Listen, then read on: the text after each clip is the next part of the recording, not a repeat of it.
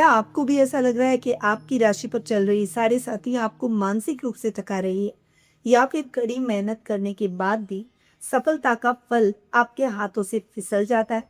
तो अपने आत्मविश्वास को, यानी सेल्फ कॉन्फिडेंस को वापस पा लीजिए, क्योंकि जुलाई का ये महीना कुंभ राशि वालों के लिए एक बहुत बड़ा लाइफ चेंजिंग मोड़ साबित होने जा रहा है। इस महीने आपके लग्न, चौथे भाव और करियर के भावों में ग्रहों की एक ऐसी चमत्कारिक हलचल होने जा रही है जो कि आपके विरोधियों को पस्त करेगी, आपके रुके हुए कामों को रफ्तार देगी। और इस महीने आपको मिलने जा रहा है दोहरी आध्यात्मिक शक्तियों का महा आशीर्वाद। पहला, 15 जुलाई को शुरू हो रही है गुप्त नवरात्रि, जो कि आपके भीतर की शक्ति और संकल्प को जगाएगी। और दूसरा, महीने के अंत में शुरू होने जा रहा है महादेव का सबसे प्रिय श्रावण का मास। इस महीने आपके करियर, धन, बिजनेस और लव लाइफ में क्या बड़े उलटफेर होने जा रहे हैं, जानते हैं डिटेल में। सबसे पहले बात करते हैं इस माह के व्रत और त्योहारों की। तो योगिनी एकादशी 10 जुलाई को मनाई जाएगी। गुप्त नवरात्रि का पर्व 15 जुलाई को आ रहा है। जगन्नाथ रथ यात्रा निकाली जाएगी 16 जुलाई को। देवशयनी एकादशी का पर्व 25 जुलाई को मनाया जाएगा। गुरु पूर्णिमा का पर्व 29 जुलाई को मनाया जाएगा और श्रावण मास प्रारंभ होने जा रहा है 30 जुलाई को। अब आते हैं ग्रह गोचर की स्थिति पर। सबसे पहले बात करेंगे बुध की, जो कि वर्तमान में अपनी समराशि कर्क में विराजमान है और 7 जुलाई को अपनी खुद की राशि मिथुन में स्वग्रही हो जाएंगे, वक्री होकर। शुक्र ग्रह की बात करें तो वर्तमान में अपनी समराशि कर्क में विराजमान है और 4 जुलाई को अपनी समराशि सिंह में प्रवेश करेंगे। सूर्य ग्रह की बात करें तो वर्तमान में अपनी मित्र राशि मिथुन में विराजमान है और 16 जुलाई को अपनी अतिमित्र राशि कर्क में प्रवेश कर जाएंगे। मंगल ग्रह की बात करें तो इस पूरे माह अपनी मित्र राशि वृषभ में विराजमान रहेंगे। गुरु इस पूरे माह अपनी उच्च की राशि कर्क में विराजमान रहेंगे। वहीं आपके राशि स्वामी शनि, जो कि पहले से ही अपनी मित्र राशि मीन में बैठे, वो इस माह भी मीन में ही विराजमान रहेंगे। राहु अपनी खुद की राशि कुंभ में और केतु अपनी सम राशि सिंह में इस माह विराजमान रहने वाले हैं। तो ये हुई इस माह की ग्रह गोचर की स्थिति। और आप सभी को पता है इन ग्रहों के फेरबदल पर ही आधारित रहता है हमारा मासिक राशिफल। तो बिना कोई देर के हुए शुरू करते हैं कुंभ राशि वालों का जुलाई महीने का मासिक राशिफल।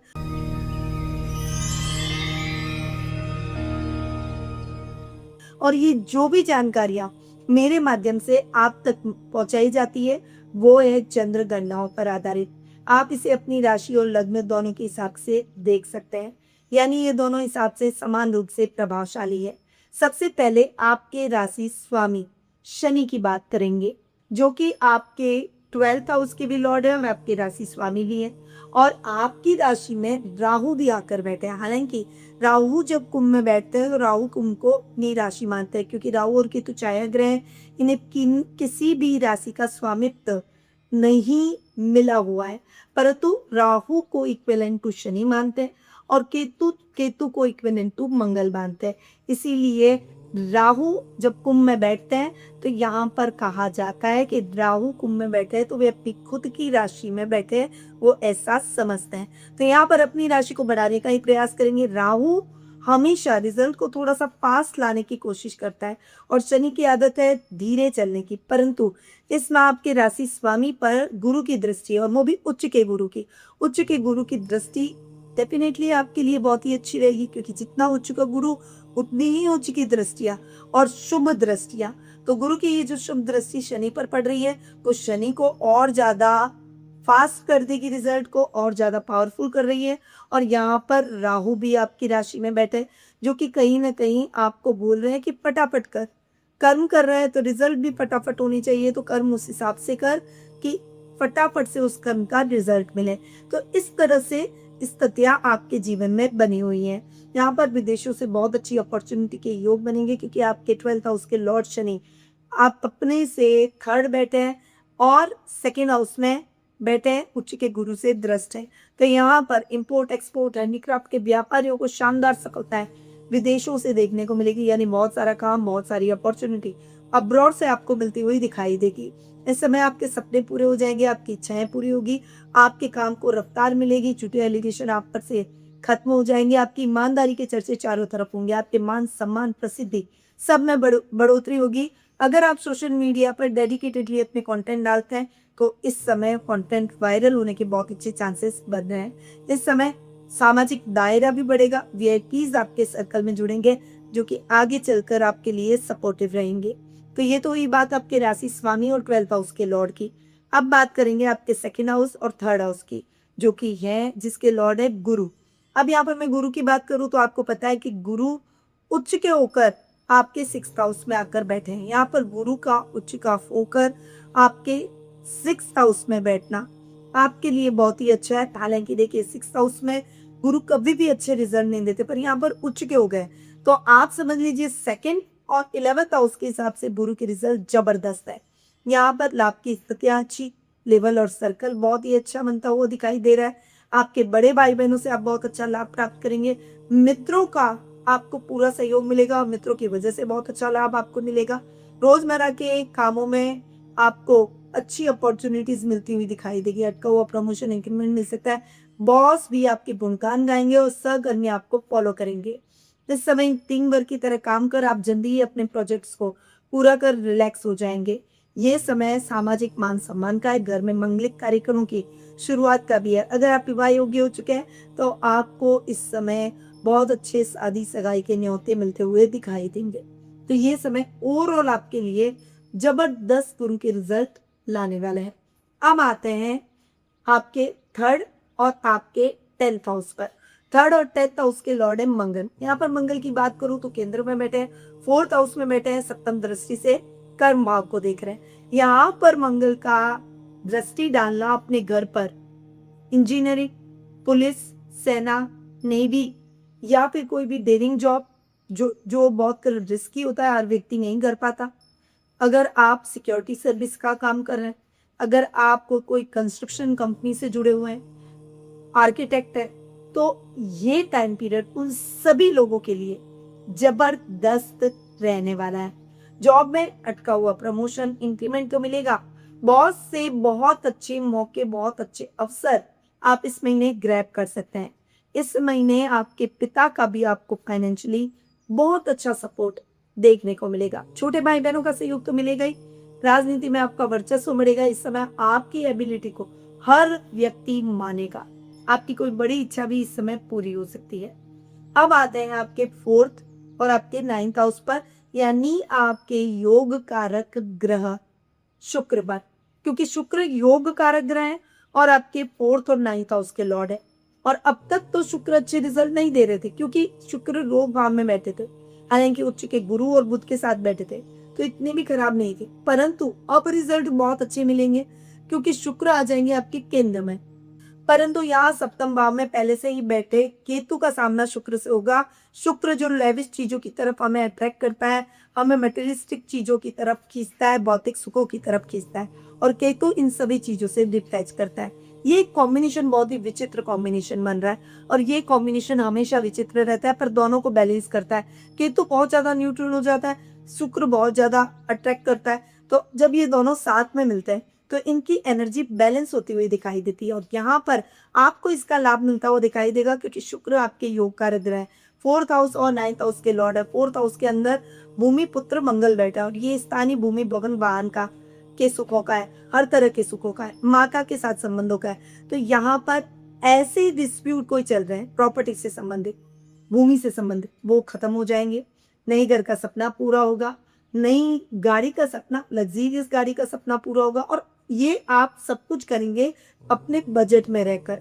इसीलिए क्योंकि केतु यहाँ पर शुक्र को बैलेंस कर रहे हैं तो आप ओवर बजट जाकर कुछ भी नहीं करेंगे। कई बार क्या होता है कि शुक्र बहुत अच्छी लालसा लेकर आता है और हमें इतना ज्यादा उन लालसाओं की तरफ धकेलता है कि आप ओवर बजट जाकर कर लेते हैं। आपकी इच्छाएं का शुक्र पूरा कराएंगे पर बजट नहीं देखेंगे। यहाँ पर केतु साथ में बैठकर आपको बताएंगे कि आपको बजट के दायरे में रहकर करना है ताकि आगे चलकर मुश्किलों का सामना ना करना पड़े। शुक्र आपके 9th हाउस के भी लॉर्ड है, भाग्य को चमकाएंगे। बस आपको सोच समझकर इन्वेस्टमेंट करना है। रिस्की कामों में इन्वेस्टमेंट आपको लाभ देगा। लॉटरी में अगर आप प्लानिंग के साथ चलते हुए लॉटरी खरीदेंगे तो उसमें भी आपको लाभ प्राप्त होगा। आध्यात्मिक यात्राएं, प्राकृतिक स्तरों की यात्राएं इस समय संपन्न हो सकती है। फैशन कंपनी से जो जुड़े हुए जो होटल इंडस्ट्री से जुड़े हुए हैं, जो इंटीरियर से घर की साज सज्जा जैसी कंपनीज में जॉब करते हैं, जो रेस्टोरेंट में जॉब करते हैं, जो पार्लर में जॉब करते हैं, कॉस्मेटिक की कंपनीज में जॉब करते हैं, जो डेकोरेटिव आइटम्स किसी कंपनीज में जॉब करते हैं, उन सभी के लिए जॉब स्विच करने के बहुत अच्छे योग बनेंगे। पर अच्छी अपॉर्चुनिटी के साथ ये योग बनेंगे, तो आपको घबराने की बिल्कुल भी जरूरत नहीं है। तो शुक्र के रिजल्ट भी आपको बहुत ही अच्छे मिलेंगे। अब आते हैं आपके 5th और 8th हाउस पर। 5th और 8th हाउस के लॉर्ड है बुध। यहाँ पर बुध अब तक कर्क राशि में बैठे थे, आपके रूप भाव में बैठे थे, और अब बुध पश्चिगामी होकर, वक्री होकर आपके 5th हाउस में आ जाएंगे। यहाँ पर बुध स्वग्रही हो रहे हैं, तो कॉमर्स के स्टूडेंट्स के लिए तो जबरदस्त टाइम पीरियड है। परंतु जो कंसल्टेंसी में अपना करियर बनाना चाहते हैं, फ्रीलांसिंग में करियर बनाना चाहते हैं, टेक्नोलॉजी में अपना करियर बनाना चाहते हैं, एआई में अपना करियर बनाना चाहते हैं, आईटी फील्ड में अपना करियर बनाना चाहते हैं, उन सभी स्टूडेंट्स के लिए ये समय जबरदस्त अपॉर्चुनिटी वाला रहेगा। इवन आपके पेरेंट्स भी आपके ऊपर प्राउड फील करते हुए दिखाई देंगे। अगर आप क्रिएटिव वर्ल्ड से आर्ट जैसा कोई भी काम आप करते हैं, चाहे वो पेंटिंग हो, म्यूजिक हो, किसी भी तरह का आर्ट हो, आपको सफलता बुध जरूर दिलाएंगे। तो ये टाइम पीरियड बुध की सफलताओं का समय है, क्योंकि बुध वक्री होकर स्वग्रही हो रहा है, और जब सौम्य ग्रह वक्री हो जाए और स्वग्रही हो जाए तो सोने पे सुहागा वाली स्थिति हो जाती है। इस समय बुद्धि और युक्ति से आपके गुप्त शत्रु भी परास्त होंगे। ससुराल वालों से आप एक रणनीति के साथ चलते हुए एक अच्छी बॉन्डिंग बनाने का प्रयास करेंगे। अचानक सफलताएं मिलेगी। अचानक आपकी कार्यों में आप जो भी मीटिंग करेंगे, जो भी लॉन्ग डिस्टेंस ट्रेवल करेंगे, उसमें भी आपको सफलता मिलेगी। तो बुध आपके लिए जबरदस्त रिजल्ट लेकर आ रहा है। अब आ गया आपके 6th हाउस पर। 6th हाउस की बात करूं तो 6th हाउस के लॉर्ड है चंद्रमा, परंतु यहाँ पर जो युति हो रही है गुरु शुक्र बुध, जो कि महीने के प्रारंभ में युति कर रहे हैं, उसके बाद में सूर्य और गुरु आ रहे हैं। गुरु उच्च के होकर रोग भाव में बैठ रहे हैं। यहाँ पर गुरु उच्च के होकर रोग भाव में बैठे हैं, इसीलिए गुरु से संबंधित जितनी भी समस्याएं, और जब सूर्य गुरु कॉम्बाइन करेंगे तो उससे संबंधित कोई भी, जैसे त्वचा से संबंधित, नेत्रों से संबंधित, गले से संबंधित, पेट से संबंधित, हार्ट से संबंधित, बीपी की प्रॉब्लम, शुगर की प्रॉब्लम, थायराइड की प्रॉब्लम, ये सभी गुरु के अधिकार क्षेत्र में आती है। अस्थमा की प्रॉब्लम, ये सभी गुरु के अधिकार क्षेत्र में आती है। ये प्रॉब्लम्स बढ़ सकती है। अवैध रहना पड़ेगा, क्योंकि उच्च के गुरु रोग भाव में बैठ गए। और सबसे बड़ी समस्या वजन की समस्या, ओवर वेट हो सकता है, इसीलिए आप सतर्क हो जाइए। और अभी से योगा, मेडिटेशन, प्राणायाम, जिम, वॉकिंग, रनिंग, एक्सरसाइज, इसको अपने रूटीन में डाल दीजिए। आप जितना ये करेंगे उतना ही दिन फिट रहेंगे, और गुरु के उच्च के जो इफेक्ट आपके रोग भाव में बन रहे हैं वो थोड़े से ठीक होंगे। इस समय आपके शत्रु जरूर शांत रहेंगे, वे आपका कुछ नहीं बिगाड़ पाएंगे, और रुपए पैसों से संबंधित नुकसान की रिकवरी आप करते हुए दिखाई देंगे।